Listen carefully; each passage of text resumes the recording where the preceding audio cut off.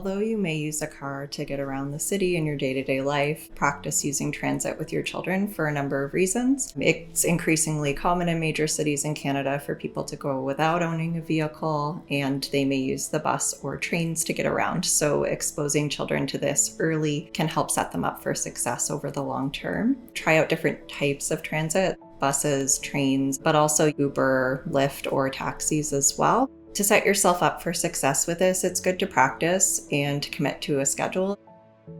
Once every month or two, you can practice this on its own. So it doesn't need to be part of a broader outing where you're going to go to the zoo or something like that. Practice going on transit just for transit's sake, and maybe do something small like get an ice cream cone at your destination, hop back on the bus and go back to your home.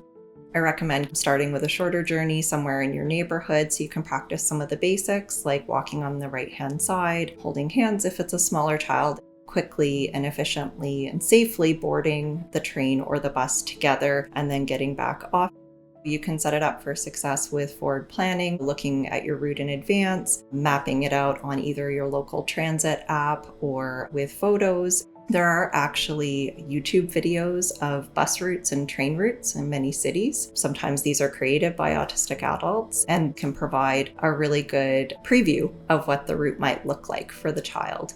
As your child ages, you can expand on this by having them help plan the route with you, pick where you might go, and they can actually learn how to use the travel app that's provided by your city to help coordinate a route. You can review some of the rules of transportation with your child ahead of time. Things like we keep our hands to ourselves on the bus or the train, how to identify an empty seat to sit in, keeping track of your personal belongings, as well as how to watch for your route and listen for your stop.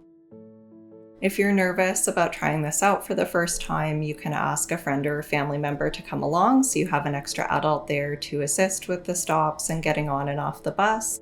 You can take some fun activities for your child to do if the journey is a little bit longer, an iPad or a book, or maybe some music they can listen to. Practice that when we're out on public transit, headphones are a good thing to use and that we don't listen to videos and music aloud.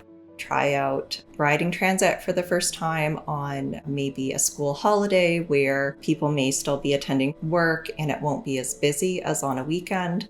However, it'll still give you the opportunity to practice with a full bus schedule, but a few less patrons on the route.